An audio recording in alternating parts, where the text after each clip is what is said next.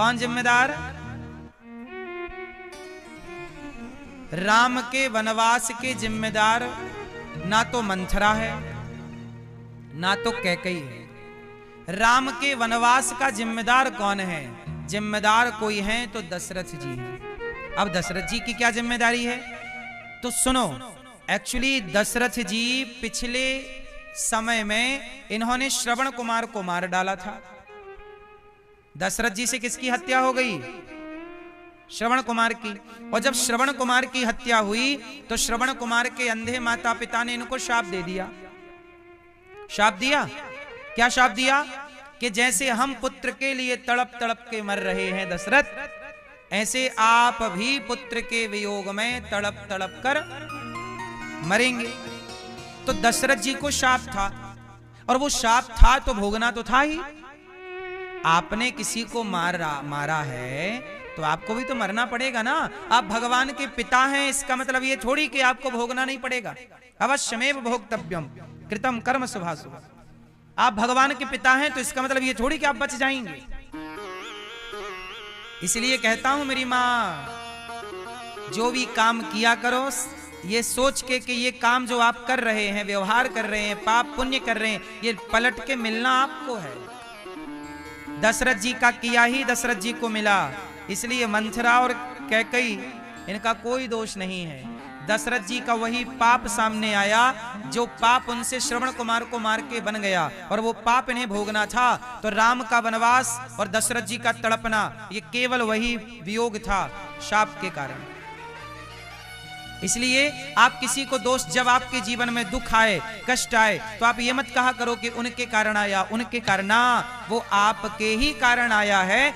लेकिन समाज दोषी कैकेयी को ठहराता है, समाज दोषी मंथरा को ठहराता, मंथरा दोषी, कैकेयी दोषी, लेकिन दोषी दशरथ जी।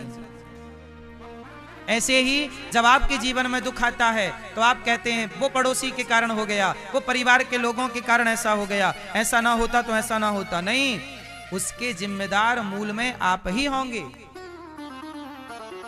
आपको अपना दोष नहीं दिखता, बाकी सबका दोष। व्यक्ति अपना दोष कहां देखता है कि मेरी गलती है, मैं भी हूं, लेकिन नहीं, उसे दूसरों का दोष दिखता है कि तुम गलत, तुम गलत, तुम गलत।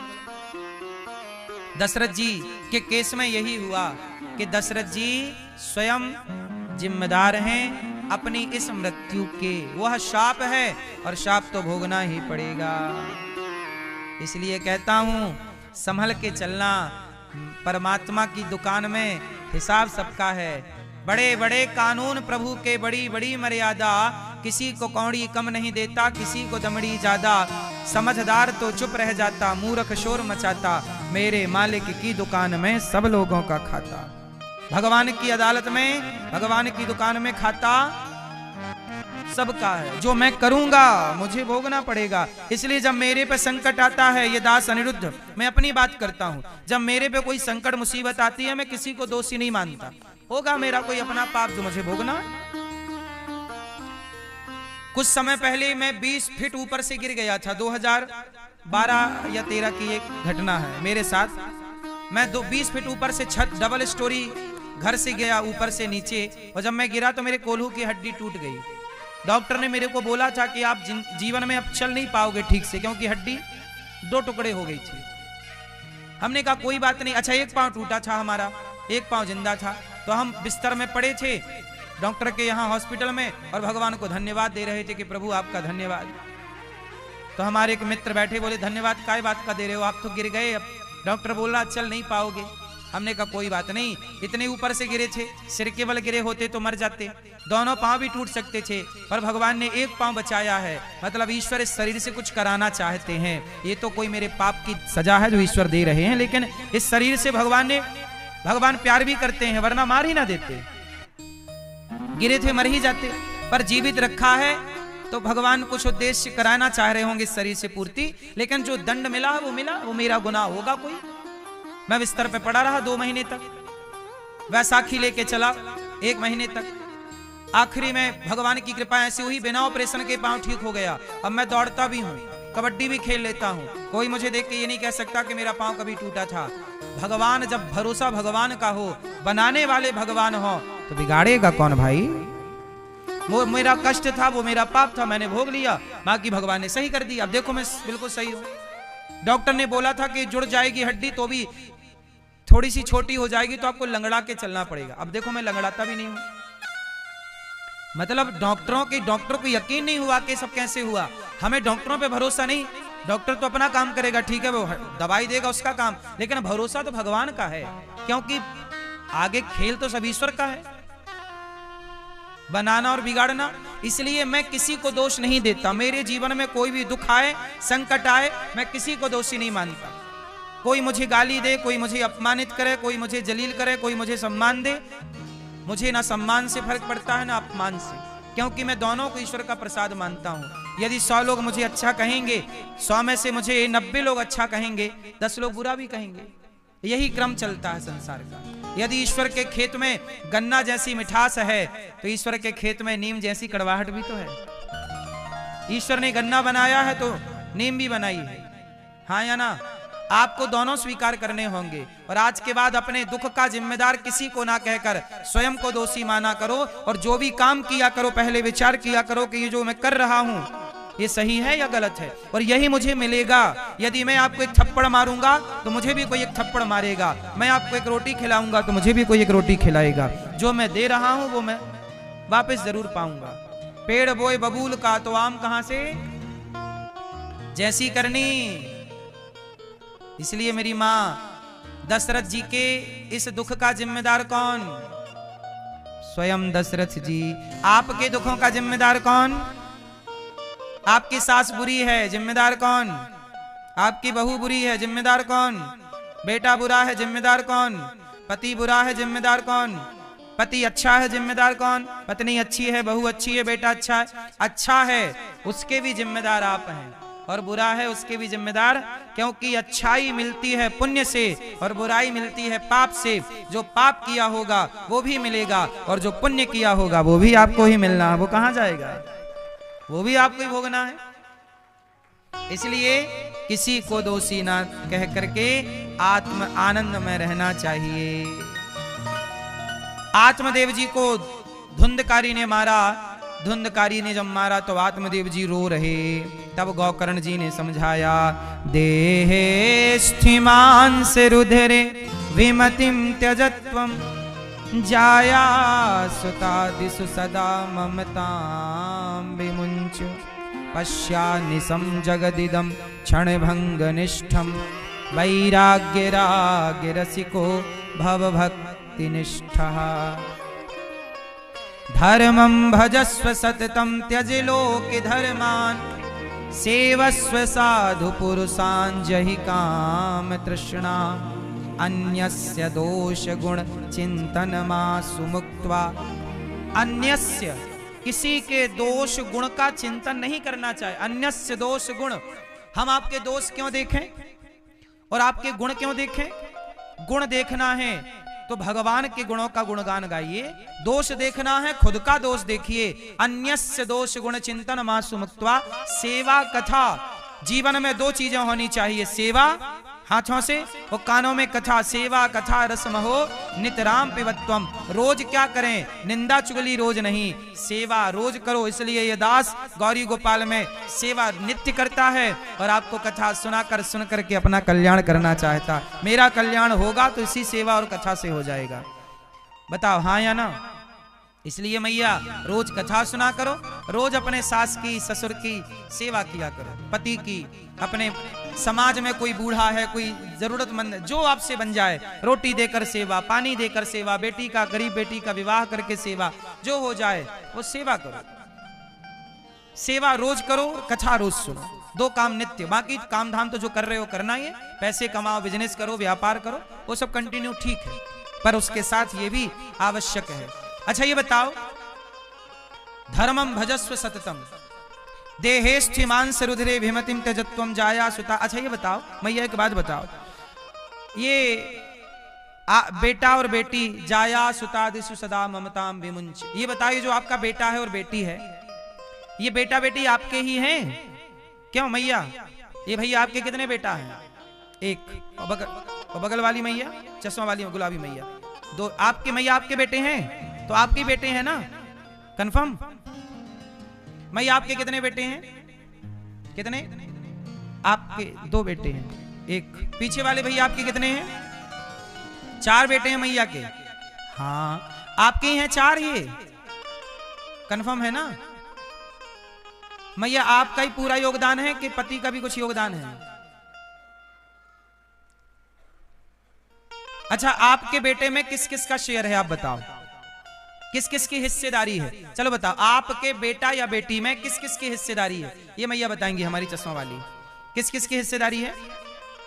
आपकी, पति की, और बस 50-50, मतलब 50% आपका और 50%। लोग कह रहे हैं देखो हमारे बच्चे हमारी हिस्सेदारी, लेकिन एक बात और है मेरी माँ, सच बताओ, आपके बेटे में आपकी हिस्सेदारी ज्यादा है कि भगवान की? आपकी केवल इतनी सी हिस्सेदारी है कि आपने 9 महीने जगह दी। पिता की हिस्सेदारी इतनी है कि पिता के द्वारा मां के गर्भ में एक तेज की स्थापना की गई। पिता की हिस्सेदारी सिर्फ इतनी, मां की हिस्सेदारी 9 महीने की। बाकी बच्चे का आंख कान बनाना किसका काम था? उसकी रचना करना किसका काम? तो अधिक हिस्सेदारी किसकी है, आपकी कि भगवान की? तो ये बताओ, बेटा आपका हुआ कि भगवान का हुआ? इसलिए आप भगवान की प्रॉपर्टी को अपना कहने लग जाते हो, ये मेरा है। मेरा नहीं है ये बेटा, ये बेटी किसकी है?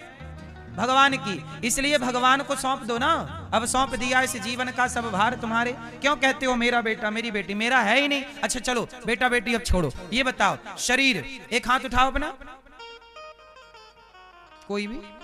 मैया ये बताओ, शरीर आपका है? जोर से। आपका शरीर आपका नहीं है।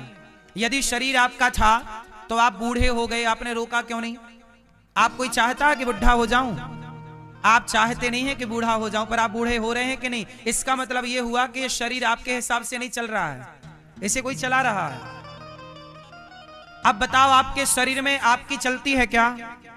आप चाहते हैं कि आप बुढ़े हो जाएं? नहीं, पर हो गए कि नहीं? आप चाहते हैं कि आपकी कमर में दर्द हो जाए, पर हो गया कि नहीं? घुटनों में दर्द हो जाए, कोई चाहता है? नहीं, पर हो गया कि नहीं?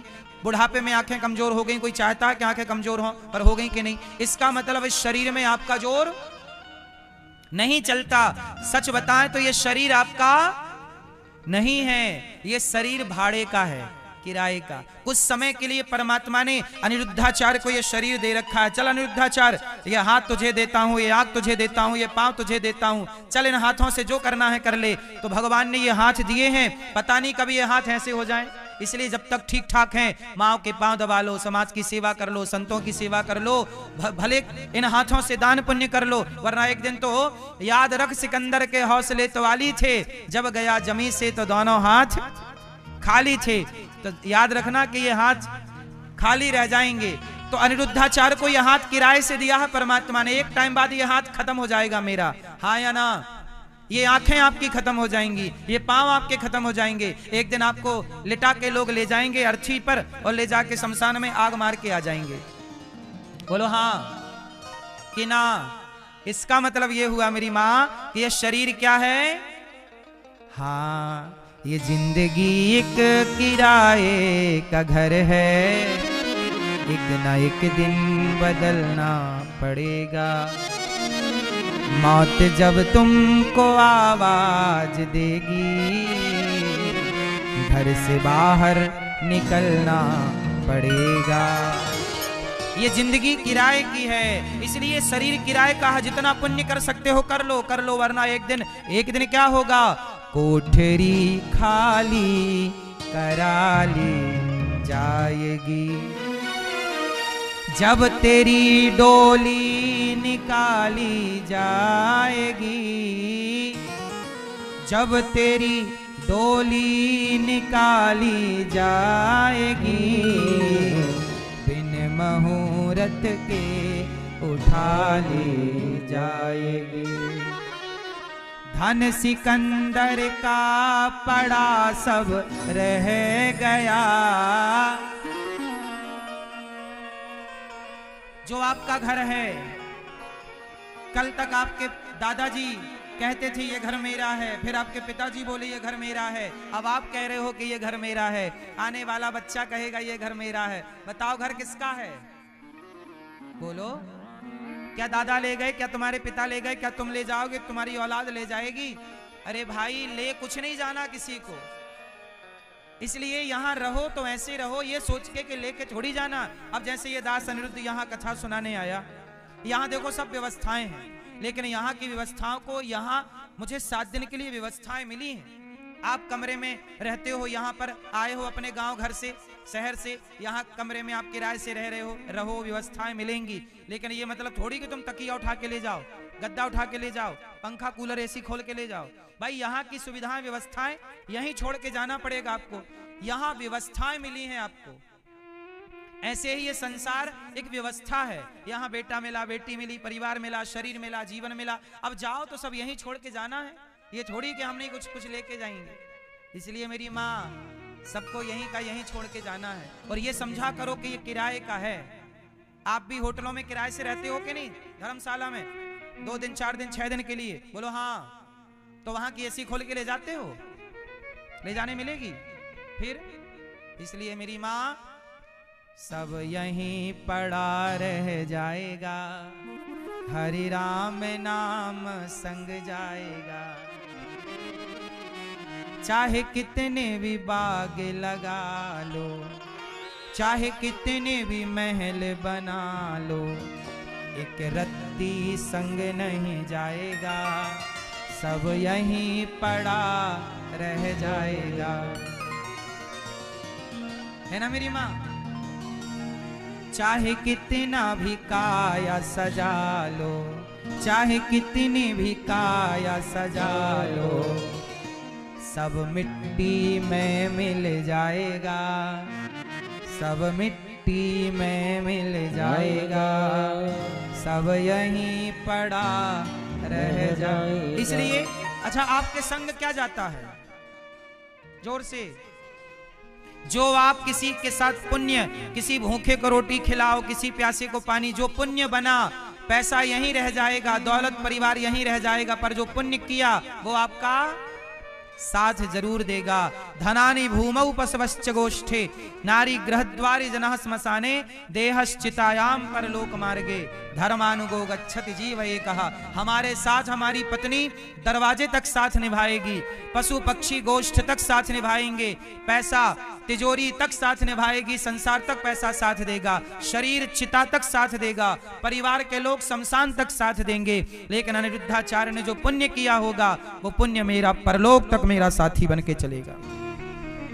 आपने जो पुण्य किया होगा, इसलिए कहता हूं मेरी माँ, हाँ, भला की जय भला होगा, बुरा की जय बुरा होगा, भला की जय भला होगा, बुरा की जय बुरा होगा। भला करने से भला होगा, बुरा करने से वही लिख लिख कर क्या होगा, यही सबको चुकाना है, यही सबको चुका के चले। इसलिए मेरी माँ कहता हूं, कुछ भले काम कर लो। गौरी गोपाल आश्रम में जो साधु सेवा, संत सेवा, वृद्ध माओं की सेवा हो रही है, उन सेवाओं से अपने आप को जोड़िएगा जरूर।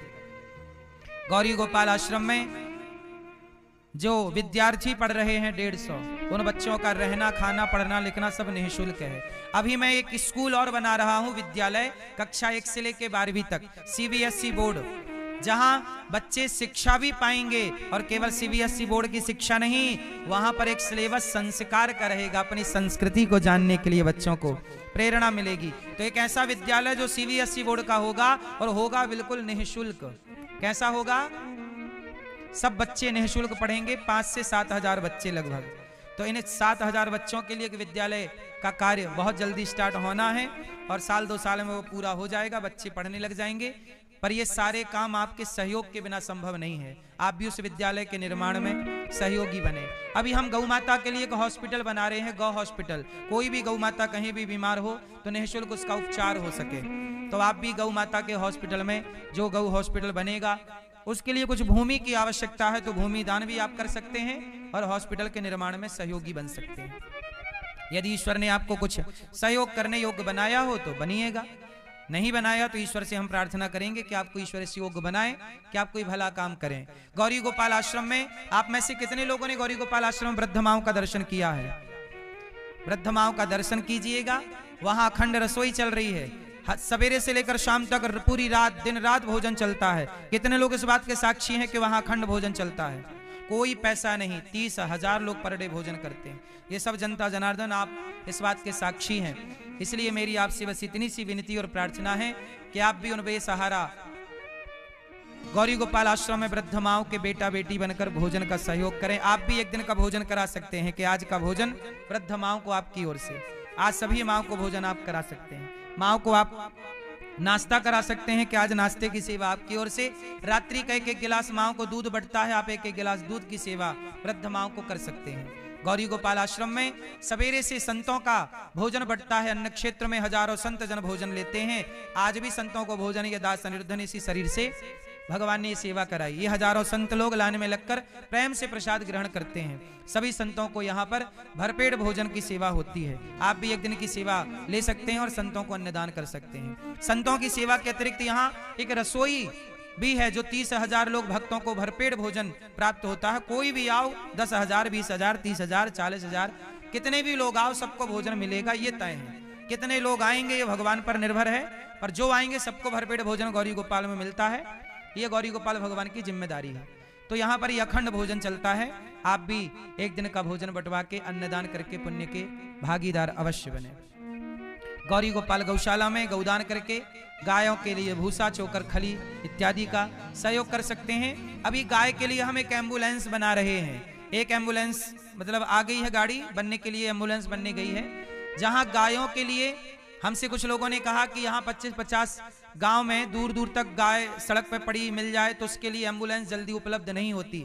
तो गौरी गोपाल एक एम्बुलेंस ऐसी बनेगी जो कोई भी गौ माता सड़क में कहीं भी पड़ी हो, कोई भी सूचना देगा, तुरंत एम्बुलेंस जाएगी और गाय को लाएगी और उसका इलाज होगा, उपचार होगा। तो गाय के लिए 2 एम्बुलेंस, एक आ गई है, एक और आनी है। तो आप भी गौ माता के लिए एम्बुलेंस के लिए सहयोग करना चाहें तो कर सकते हैं। जिससे जो बने सहयोग अवश्य कीजिए, क्योंकि आप सबके बिना यह कार्य संभव नहीं है। कुछ भक्तों ने सहयोग किया है। आओ नाम श्रवण करते हैं ऐसे दानवीर महापुरुषों के और भगवान से प्रार्थना करते हैं कि जितना ईश्वर ने, जितना आपने दिया है, भगवान उसका कई गुना करके आपको लौटाएं। बोलिए सदगुरुदेव भगवान की, गौरी गोपाल भगवान की। उपस्थित सभी श्रद्धालु जनों को जय श्री कृष्णा। चैनल के माध्यम से घर बैठकर कथा का रसपान कर रहे आप सभी श्रद्धालु जनों को जय श्री कृष्णा। व्यासपीठासीन सेवा की प्रतिमूर्ति पूज्य श्री महाराज जी के चरणों में कोटसह नमन वंदन। आप सभी ने अभी श्रवण किया कि किस प्रकार श्री धाम वृंदावन गौरी गोपाल आश्रम में विभिन्न प्रकार के सेवा प्रकल्प चलाए जा रहे हैं। ऐसे सुंदर सी सेवा कार्य से आप भी अपने आप को जोड़ सकते हैं। संस्था के अकाउंट नंबर टीवी स्क्रीन पर दिख रहे हैं। आप अपना सहयोग समर्पित करते हुए मोबाइल नंबर में संपर्क कर आप भी अपना नाम दर्ज अवश्य कराएं। कुछ महानुभावों ने अपना सहयोग पहुंचाया, उनके नाम श्रवण करते हैं। श्री सरोजबाला कुरुक्षेत्र हरियाणा से आप 21 रुपए का सहयोग समर्पित कर रही हैं। प्रवीण जी पंजाब से गुप्तदान 7,800 रुपए। स्नेहलता गुप्ता, उमेश कुमार गुप्ता जी आगरा से अन्य क्षेत्र रसोई सेवा गौदान के लिए 56,000 रुपए का सहयोग समर्पित कर रही हैं। मोहनलाल शर्मा दिल्ली से 11,000 रुपए। आरव प्रजापति नोएडा से आप भी 3,000 रुपए का सहयोग समर्पित कर रहे हैं। बहुत बहुत धन्यवाद। इसी श्रृंखला में कुंती देवी जी 21 रुपए, गोमती देवी जी दिल्ली से 51 रुपए, गोमती देवी दिल्ली से 3,000 रुपए का और भी सहयोग समर्पित कर रही है। बहुत बहुत धन्यवाद। राजू सिंह जी आप भागू सिंह राजस्थान से विशेष सहयोग समर्पित कर रहे हैं। गीता देवी झारखंड से विशेष सहयोग समर्पित कर रही है। बहुत बहुत धन्यवाद। आप सभी दानदाताओं के लिए बिहारी जी से प्रार्थना करते हैं कि आप सभी दानदाताओं के घर बिहारी जी की कृपा बनी रहे।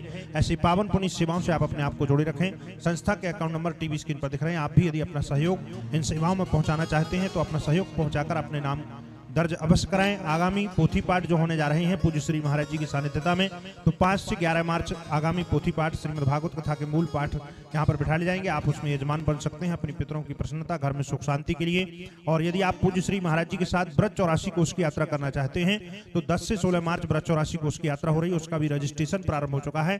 तो आप भी पूज्य श्री महाराज जी के साथ यात्रा में सम्मिलित होना चाहते हैं तो रजिस्ट्रेशन करा सकते हैं। 10 मार्च को कुछ गरीब कन्याओं का विवाह भी गौरी गोपाल आश्रम में होगा। तो आप ऐसी पावन पुनीत कन्यादान की सेवा से भी अपने आप को अवश्य जोड़ें। आइए इसी क्रम के साथ चलते हैं पूज्य श्री महाराज जी के चरणों में। जय श्री कृष्णा, जय श्री राधे। अभी 10 मार्च से 84 कोष की यात्रा लगेगी ब्रजमंडल की। तो आप जिनको भी 84 कोष की यात्रा से जुड़ना है तो 10 मार्च को आप आकर के, और 84 कोष की यात्रा गाड़ियों से होगी। आप सब 84 कोष की यात्रा से जुड़ सकते हैं। और 10 तारीख को गौरी गोपाल आश्रम में लगभग 20-25 गरीब बेटियों का विवाह भी है, गरीब परिवार की बेटियों का। तो कन्यादान भी आप करना चाहें गरीब परिवार की बेटियों का घर बसाने के लिए हाथ बढ़ाना चाहें तो अवश्य हमारे परम पूज्य स्वामी श्री आनंद भास्कर जी महाराज जी के पावन चरणों में हम सब बैठ के पावन कथा सुन रहे हैं। धुंधकारी जब गौकर्ण जी ने पिताजी को उपदेश किया, पिता भगवत धाम चले गए। भागवत जी का पाठ करके धुंधकारी ने माता को मारा, मां कुएं में कूद गई। गौकर्ण धुंधकारी ने 5 वैश्याओं को लाया, उन वैश्याओं ने जलते अंगार मुंह में डाल दिए। धुंधकारी मरा, पर माँ बाप को सताने के कारण मरा तो प्रेत बना। तब गौकर्ण जी ने गया में श्राद्ध किया, पर धुंधकारी बोला गया श्राद्ध सते नापी मुक्तिर्मे न भविष्यति, मेरी मुक्ति नहीं हो सकती। तब गौकर्ण जी ने धुंधकारी को भागवत सुनाई, और जब भागवत की कथा सुनी तो पहले दिन की कथा में धुंधकारी बांस की ग्रंथि में जब जाकर बैठा, बांस की पहली ग्रंथि खुली। दूसरे दिन की कथा में दूसरी, तीसरे दिन की कथा में तीसरी, ऐसे 7 दिन की कथा में सप्त ग्रंथि खुली। और धुंधकारी उस प्रेत योनि से, देखो भागवत सुनने के बाद धुंधकारी प्रेत योनि से मुक्त होकर के भगवत धाम चला गया।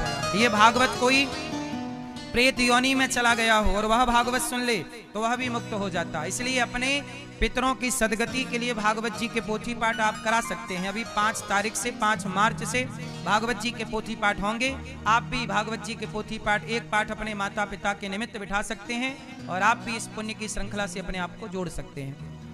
धुंधकारी भगवत धाम गए, गौकर्ण जी ने दूसरी बार भागवत सुनाई। भगवान ने आकर गौकर्ण जी को हृदय से लगाया। सनकादियों के मध्य भगवान प्रकट हुए, सब भगवत धाम चले गए। श्रोता वक्ता का भागवत जी में निरूपण है। सब भगवत चिंतन करते हुए भगवत धाम गए। श्रोता वक्ता का दिव्य निरूपण है। श्रोता कैसा, वक्ता कैसा, विरक्तो वैष्णवो विप्रो वेद शास्त्र विशुद्धिकृत दृष्टांत कुशलो धीरो वक्ता कार्योति निस्पृहा। दृष्टांत देकर के कथा सुनाने समझाने में कुशल ऐसा वक्ता, विरक्त हो, ब्राह्मण हो। और श्रोता उच्च कोटि के आप जैसे श्रोता हो जो केवल कथा में सारग्राही हो, सारम सारम समद्भुतम, सार को ग्रहण करने वाले हों। जन्माद्यस्य यतोऽन्वयादितरतश्चार्थे स्वभिज्ञः स्वराट् तेने ब्रह्म हृदय कवये मुह्यन्ति यत्सूरयः। तेजो वारि मृदां यथा विनिमयो यत्र त्रिसर्गो मृषा धाम्ना स्वेन सदा निरस्तकुहकं सत्यं परं धीमहि। भगवान सत्य स्वरूप परमात्मा का हम ध्यान करते हैं। कुंती बुआ ने भगवान से विपत्ति मांगी, भगवान ने अपने आप को दे दिया। राजा परीक्षित जी को 7 दिन में मरने का शाप लगा। जिसे 7 दिन में मरना हो वो क्या करे? परीक्षित जी ने सुखदेव भगवान का पूजन किया। भागवत सुखदेव भगवान सुनाएंगे, दिव्य भगवत चर्चा में दोनों डूबेंगे। कल विस्तार से सुखदेव भगवान के आगमन की चर्चा, परीक्षित जी को शाप क्यों लगा, इन सब बातों को विस्तार से कहेंगे। कुंती बुआ ने विपत्ति ही क्यों मांगी, इन सब बातों की चर्चा कल विस्तार से कहेंगे और सुनेंगे। श्रीमन्नारायण चरणौ शरणं प्रपद्ये श्रीमते नारायणाय नमः।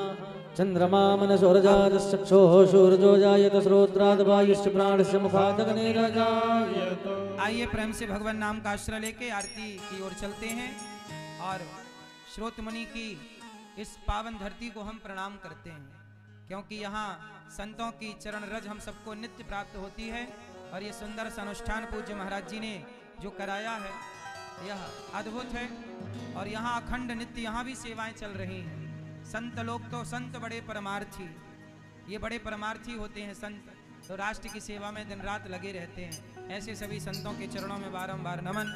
आओ सभी लोग एक बार भगवान नाम आश्रय लेकर भगवान के नाम का पूज्य महाराज जी कृपा करके पधार रहे हैं। पूज्य महाराज जी के श्री चरणों में दास अनिरुद्ध का कोटि कोटि नमन, दंडवत प्रणाम। आपकी चरण रज को दास अनिरुद्ध प्रणाम कर रहा है। ओ श्रीमन नारायण नारायण नारायण, श्रीमन नारायण नारायण नारायण, भजमन नारायण नारायण नारायण, भजमन नारायण नारायण नारायण। आइए आरती करें। श्रीमन नारायण चरणौ शरणं प्रपद्ये श्रीमते नारायणाय हरि ओम। मा ओम चंद्रमा मनसोरजातश्चक्षुः सूरजो जायत श्रोत्राद्वायुश्च प्राणस्य मुखादग्निरजायत। मन में बसा कर तेरी मूर्ति उतारूं मैं गिरधर तेरी आरती